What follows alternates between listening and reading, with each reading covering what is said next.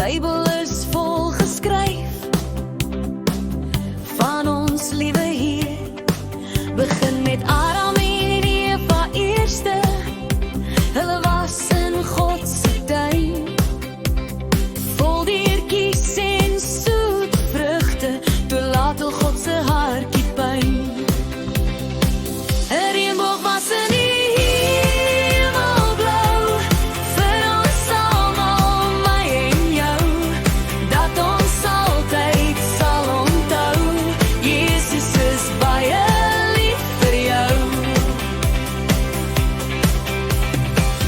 Hulle was baie stout, God het hulle uit die tuin moes stuur. Hulle was baie bang oor hoe fout hulle was, twee toe is hulle vier. Adam moes nou baie hard werk, dat hulle weer kon eet.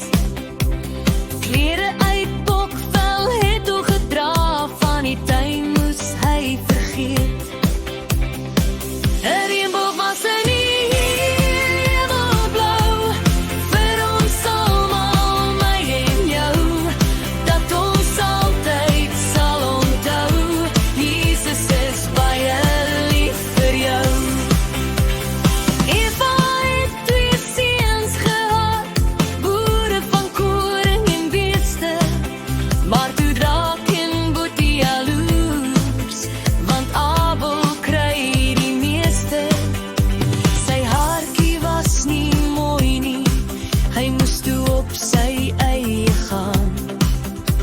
Daarom leer liewe Jesus ons loop, eerder met jou naaste saam. 'n Reënboog was in die hemelblou, vir ons almal, my en jou, dat ons altyd sal onthou, Jesus is baie lief vir jou. Ons leer toe van Noag,